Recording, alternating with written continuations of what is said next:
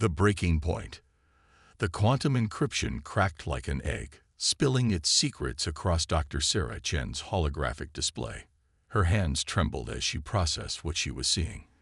After 3 years of working to decrypt the Galactic Council's secure communications, she'd finally succeeded. But what she found made her wish she hadn't. The Council hadn't invited humanity to join their ranks 2 centuries ago, out of diplomatic goodwill. They'd been studying Earth for millennia, subtly manipulating human development, ensuring humanity would develop exactly the traits they needed: adaptability, innovation, and most importantly, an unquenchable drive to explore and expand. The Council needed soldiers. They needed warriors who could think creatively, adapt quickly, and fight with determination. Their own species had grown too civilized, too comfortable with peace. But humans were perfect. The Council had shaped humanity like a weapon, letting them advance just enough to be useful, but keeping them dependent on Council technology. Sarah's discovery spread through Earth's government like wildfire. Emergency meetings were called. Military leaders convened. The evidence was undeniable. Humanity had been cultivated like a crop, meant to serve as the Council's army in incoming war they hadn't even told humanity about. Ambassador James Rodriguez stood before the Council chamber, his weathered face illuminated by the pale blue light of the massive chamber. Representatives from 47 spacefaring civilizations looked down at him from their elevated positions. Some showed concern, others contempt, but most simply watched with cold calculation. For 200 years, Rodriguez's voice echoed through the chamber. Humanity has served the Council faithfully. We've followed your laws, respected your boundaries, and believed in your vision of galactic unity. But now we know the truth. The chamber erupted in whispers as Rodriguez projected the decrypted files. You've manipulated our entire species, guided our evolution, shaped our society, all to create the perfect soldiers for a war you won't even acknowledge exists. High Counselor Exiled, their crystalline form shimmering with agitation, raised a limb for silence. Ambassador Rodriguez, these accusations are both dangerous and unfounded. Humanity's paranoid tendencies are precisely why certain restrictions on your species remain necessary. Rodriguez laughed, a sharp, bitter sound. Paranoid. The files show your agents have been manipulating Earth since before we discovered fire. You've steered every major technological breakthrough, every significant social change. You didn't want partners. You wanted weapons you could point at your enemies. The Council's methods may seem harsh. Zextel's voice resonated through the chamber, but they have ensured peace for 50,000 years. Humanity's role is over, Rodriguez interrupted. Effective immediately, Earth withdraws from the Galactic Council. We will no longer be your carefully crafted weapons. The chamber exploded into chaos. Several Council members rose from their seats, their various forms of communication creating a cacophony of protest and outrage. Zextel's crystalline form pulsed with dangerous energy. You cannot withdraw, they stated. Council membership is permanent. This defiance proves humanity requires stricter oversight. Until you accept your proper role, Earth will be quarantined. All advanced technology will be confiscated. Your colonies will be. No. Rodriguez's voice cut through the chaos like a laser. You don't give the orders anymore. Earth isn't your weapon, and we're not your soldiers. We're leaving.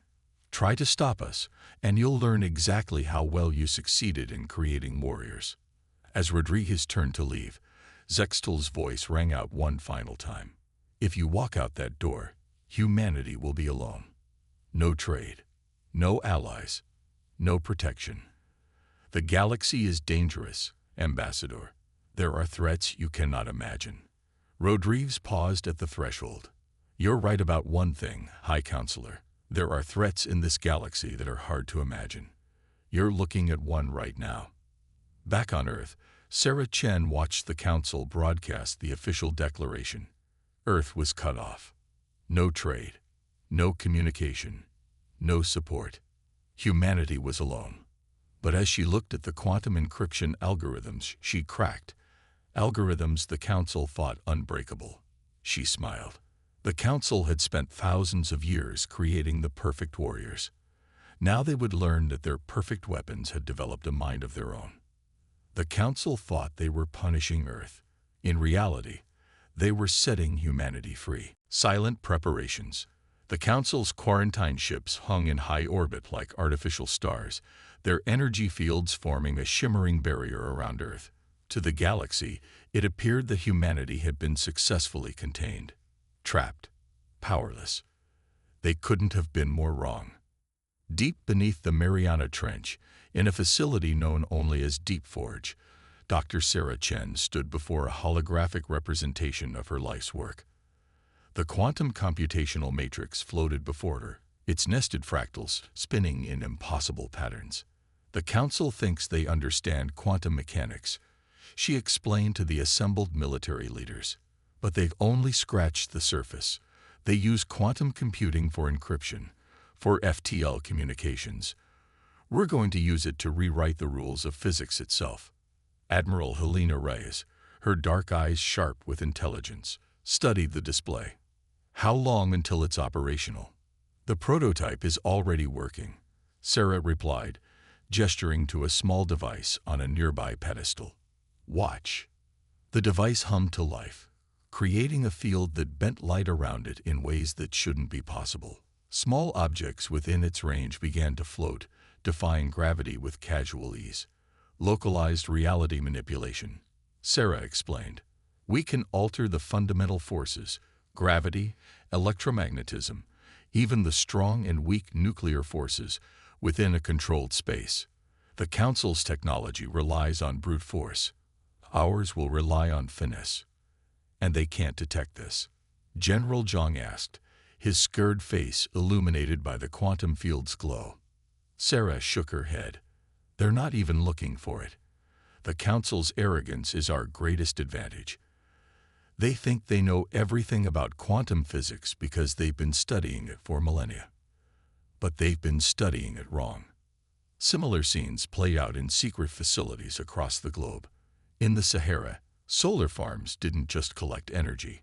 They harvested quantum fluctuations from solar radiation.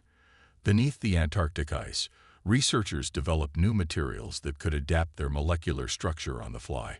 In orbital stations disguised as debris, engineers tested engines that didn't so much move through space as persuade space to move around them. The Council's quarantine had forced humanity to look inward, to develop technologies that didn't rely on alien infrastructure. What they created would change the galaxy forever. James Rodriguez, now director of Earth's Defense Initiative, stood in the control room of Deep Forge, watching the preparations unfold. How are the other projects progressing? Admiral Rice pulled up multiple secure feeds.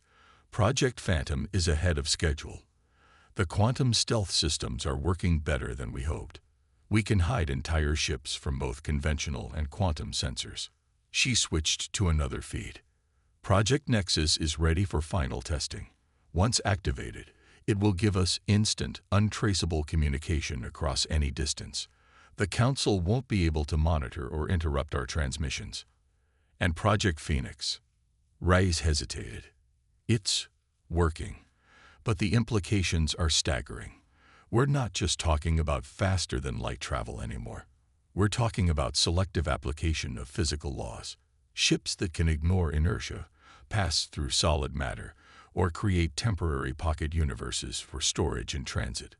Rodriguez nodded slowly. The Council tried to ensure we'd develop along predictable lines. Instead, they forced us to think differently, to find solutions they never imagined. Sir, a young technician interrupted, her voice urgent. We're detecting unusual activity in the quarantine fleet. They're changing their patrol patterns. Rodriguez frowned. They suspect something. No, Sarah Chen answered, studying the data. They're reducing coverage, getting sloppy. It's been 5 years, and they haven't detected any attempt to break the quarantine. They think we're trapped here, licking our wounds. Perfect. Rodriguez smiled. How long until we're ready for Phase 2? Sarah checked her calculations. The quantum networks are stable. Production facilities are running at full capacity. We can begin distribution to our hidden shipyards within the month. Good. The Council thinks they've contained us, forced us to regress. Instead, they've given us exactly what we needed: time and motivation to surpass them. He turned to address the assembled leaders. The Council spent thousands of years shaping humanity into the perfect weapon. Now it's time to show them exactly what that means, not through brute force or violence, but through innovation and ingenuity. They expect us to either submit or try to fight our way out conventionally, Admiral Rice added. They're prepared for both scenarios. What they're not prepared for is what we're about to do. In orbit, the Council's quarantine ships maintained their watch, their crews growing more complacent by the day. They never noticed the quantum fluctuations that rippled through their sensor nets. They didn't detect the test ships that slipped between the gaps in their coverage, using technologies that the Council had deemed theoretically impossible. Humanity wasn't just preparing to break free. They were preparing to revolutionize the galaxy. And the Council would never see it coming. The Shadow Network. The merchant vessel looked unremarkable as it docked at New Singapore Station, one of the busiest trading hubs in the Outer Rim. Its captain, a towering Arconian named Vexthor, appeared equally unremarkable as he argued with customs officials about tariffs and shipping manifests. No one noticed the quantum fluctuations emanating from his ship's cargo hold. No one detected the human operative, Maya Santos, hiding within a pocket of altered space-time. The Council had forbidden all contact with Earth, but they couldn't forbid what they couldn't detect. Maya stepped out of the quantum field once she was safely inside Vexthor's private quarters. The Arconian's crystalline skin shimmered with relief when he saw her. The Council's increasing their patrols in the Carina sector, he reported. They claim they're looking for smugglers, but my people know better. They're scared. Maya nodded, activating the secure quantum channel back to Earth. They should be. How many ships have you converted? 27. The quantum drives work better than we imagined. My captains report they're not just faster than Council ships, they're completely undetectable by conventional sensors. The quantum channel projected a hologram of Director Rodriguez. Excellent work, Vexthor. Your people have proven invaluable allies. The Arconian's crystalline form pulsed with pride. The Council has controlled interstellar trade for too long. They claim their regulations maintain stability, but they only maintain power. My people were merchants before the Council existed. We remember what true free trade means. Maya pulled up a galactic map, highlighting dozens of seemingly unconnected trading routes. To most observers, they would appear random. But within the quantum-encrypted data streams flowing through these routes lay humanity's greatest achievement since their exile: the Shadow Network. The network connected every species that had suffered under Council rule. The Arconians provided ships and trade routes. The Nexeri, silicon-based beings who had been relegated to mining colonies, offered raw materials and manufacturing capabilities. The Gen Collective, organic supercomputers the Council had deemed too dangerous to join their ranks, provided unprecedented processing power. How are the Gen adapting to the quantum interfaces? Rodriguez asked. Better than expected, Maya replied. They say it's like discovering a new sense. Their computational abilities have increased exponentially. The Council thought they could contain them by restricting their growth. Instead, they created the perfect partners for our quantum technology. Vexthor's crystalline form sparkled with amusement. The Council's greatest weakness is their certainty. They believe they understand everything about the galaxy, about physics, about other species. They cannot imagine being wrong. That's why they failed to predict this. Maya gestured to a hidden data stream flowing through the map. Every ship in our network carries quantum communicators. Every trade route connects resistance cells. We're building more than just a smuggling operation. We're building an alternative to the Council itself. Rodriguez's hologram nodded. How many species have joined? 17 confirmed, with 12 more in negotiations. The Meridians joined last week. The Council thought their hive mind made them too unstable for interstellar politics. In reality, they're perfect for coordinating complex operations across multiple star systems. And the Council suspects nothing. Maya smiled. They see what they expect to see.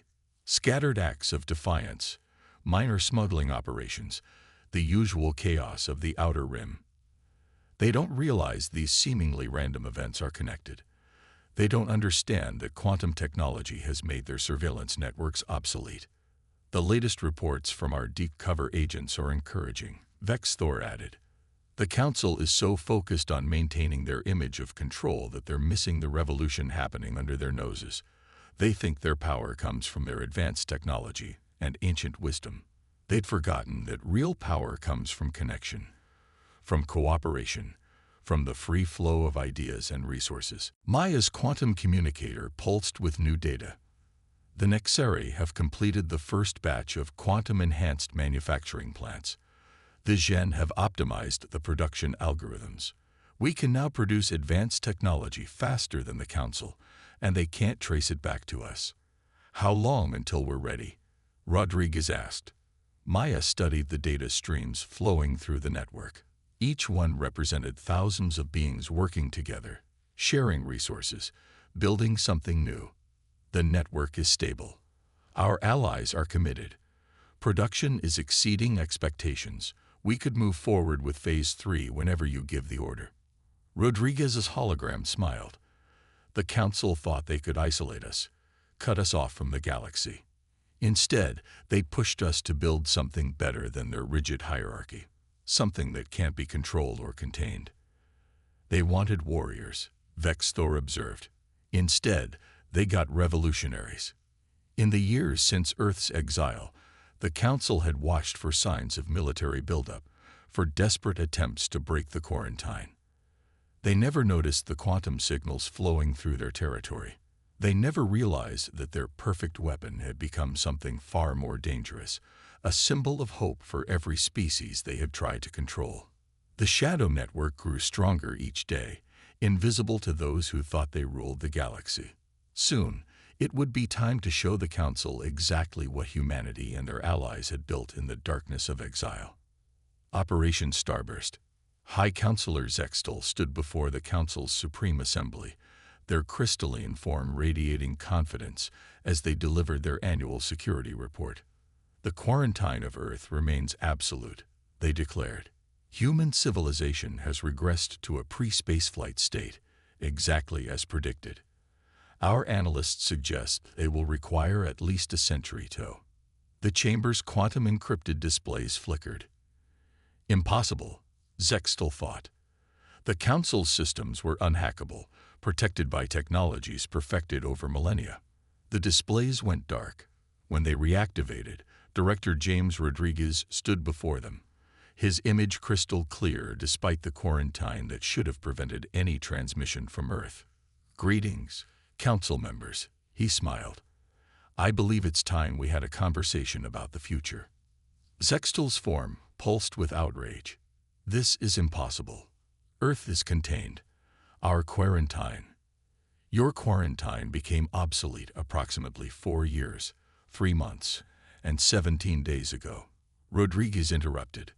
That's when we achieved our first breakthrough in quantum field manipulation. Everything since then has been preparation. Across the galaxy, on tens of thousands of worlds, similar scenes played out. Council communication networks, transportation hubs, and defense systems simultaneously displayed the same transmission. A demonstration of power so vast it left no doubt about what humanity and their allies had achieved. You see, Rodriguez continued, while you were watching for primitive attempts to break your blockade, we were building something new, something you thought impossible. On cue, ships began appearing in Council space, not through hyperspace or conventional FTL travel, but through localized quantum transitions that bypassed all known defense systems. The vessels seemed to flicker between dimensions, their quantum-enhanced hulls defying standard physics. Admiral Helena Reyes stood on the bridge of the flagship Prometheus, watching as Operation Starburst unfolded. The plan was precisely timed, a symphony of technological revolution orchestrated across thousands of light years. Phase 1 complete. Maya Santos reported from her position coordinating the Shadow Network. All Council systems are receiving our transmission. Quantum ships are in position. The Gen Collective confirms total penetration of Council data networks. Reyes nodded. Begin Phase 2. Across Council space, quantum fields activated. Ships that had been hidden in plain sight, disguised as merchant vessels or space debris, revealed their true nature. The Arconian trade fleet, the Nexiri mining ships, the Meridian hive mind vessels, all transformed, their quantum-enhanced systems coming online in perfect synchronization. In the Council chamber, Zextal watched in horror as their supposedly impregnable defenses were bypassed with casual ease. "What do you want?" they demanded. "Want?" Rodriguez raised an eyebrow. "We don't want anything from you, High Counselor. We're not here to conquer or destroy. We're here to show you that your time of absolute control is over." Dr. Sarah Chen's voice joined the transmission. "Your understanding of physics, impressive as it is, has become stagnant. You stopped looking for new possibilities centuries ago. While you were maintaining your power, we were pushing the boundaries of what's possible." To demonstrate, quantum fields throughout Council space began altering local reality. Gravity reversed in controlled areas. Light bent in impossible ways. Space itself folded and unfolded like origami, allowing instantaneous travel between distant points. "Impossible," one council member whispered. "The energy requirements alone." "Only impossible because you assumed it was," Sarah replied. "You've been using quantum mechanics as a tool. We learned to speak its language." The council watched as their carefully maintained order transformed before their eyes. The species they had dismissed, controlled, or marginalized revealed capabilities that shouldn't exist. The perfect weapon they had tried to create had instead become a catalyst for revolution. "The galaxy is changing," Rodriguez declared. "The Council can change with it, or it can become obsolete. The choice is yours." Admiral Reyes watched the Council's reactions through quantum feeds. "They're realizing it now," she observed. "Everything they thought they knew about physics, about control, about power, it's all changing." Maya nodded. "The Shadow Network is reporting unprecedented levels of communication between formerly isolated species. They're sharing information, resources, ideas. The Council's barriers are dissolving. And if they try to stop it, they can't." Sarah Chen replied simply. "You can't stop an idea whose time has come." The quantum revolution isn't just about technology. It's about connection, about possibility, about breaking free from artificial limitations. In the Council chamber, Zextal's crystalline form had lost its confident glow. They saw now what their arrogance had created, not just a new technology, but a new way of thinking about the galaxy itself. Operation Starburst had succeeded beyond humanity's wildest expectations. In a single day, they had demonstrated not just their technological superiority, but their ability to unite disparate species in a common cause. The Council's age of absolute control was over. The galaxy would never be the same. New dawn. The ancient Council chamber had changed. Where once stood imposing barriers separating species by rank and status, now curved quantum glass tables formed an intricate web of connection. Representatives from hundreds of species sat together, their differences celebrated rather than segregated. Director Rodriguez stood at the center, addressing the first meeting of the Galactic Confederation. 5 years had passed since Operation Starburst, and the galaxy had transformed in ways no one could have predicted. The old Council believed that order came from control, he began, his voice carrying to every corner of the chamber.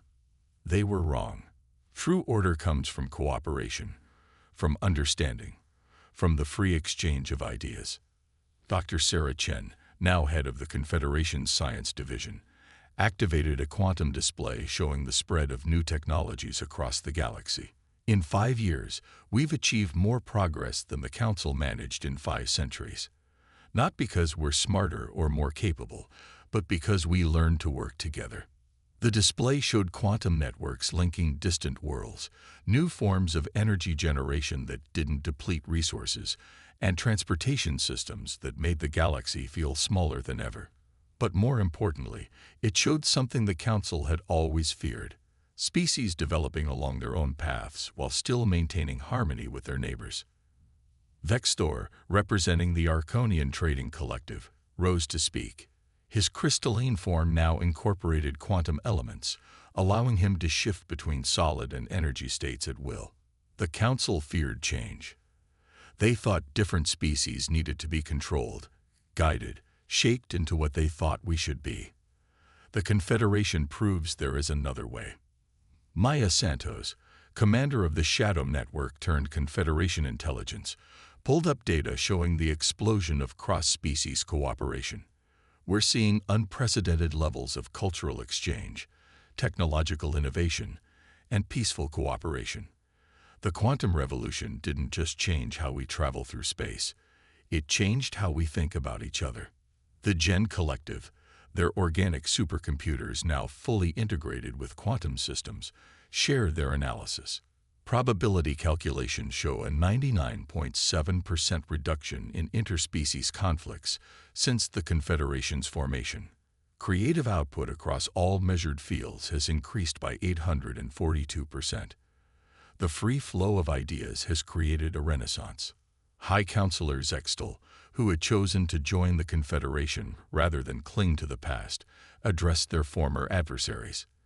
Their crystalline form had evolved, incorporating new patterns that reflected their changed perspective. We thought we were protecting the galaxy, they admitted. Instead, we were holding it back. The humans showed us that true strength comes not from control, but from adaptation and cooperation. Admiral Reyes, her quantum-enhanced flagship now part of a joint defense fleet, reported on the state of galactic security. The old threats the Council feared. We found better ways to handle them. When species are allowed to develop naturally, to contribute their unique perspectives and abilities, problems that once seemed insurmountable become opportunities for innovation. Rodriguez nodded, gesturing to the quantum fields that now flowed visibly through the chamber, connecting all present in a web of shared understanding. The Council spent thousands of years trying to shape humanity into the perfect weapon. Instead, they helped us become something far more powerful, a catalyst for change. Sarah Chen activated a final display, showing the quantum network that now spanned the galaxy. Unlike the Council's rigid hierarchies, it formed an organic pattern, constantly shifting and adapting as species found new ways to connect and collaborate. We've learned that the universe is stranger and more wonderful than anyone imagined, she said. The Council thought they understood everything about physics, about society, about progress. But they'd stopped looking for new possibilities. They'd stopped dreaming. The chamber hummed with energy as representatives from hundreds of worlds, some once bitter enemies, worked together to shape the galaxy's future. The quantum fields pulsed with the exchange of ideas, with hope, with the endless possibilities that freedom had unleashed. Maya's quantum sensors detected something remarkable. The network, it's evolving. The quantum fields aren't just connecting us anymore. They're creating something new. The assembled representatives watched in awe as the quantum fields began to form patterns none of them had programmed. Emergent properties arising from the combined consciousness of countless species working together. The Council feared this, Zextal observed. They feared what would happen if species were allowed to develop freely, to combine their knowledge and abilities in unexpected ways. They never understood that chaos and order aren't opposites. They're part of the same dance. Rodriguez smiled as he watched the new patterns form. They wanted to create the perfect weapon. Instead, they helped create the perfect catalyst for change. Humanity's greatest strength wasn't our ability to fight. It was our ability to imagine something better, and to help others imagine it too. The quantum fields pulsed one final time, settling into a new configuration that symbolized everything the Confederation stood for: unity through diversity, strength through cooperation, and progress through freedom. The galaxy had changed forever, and it was only the beginning.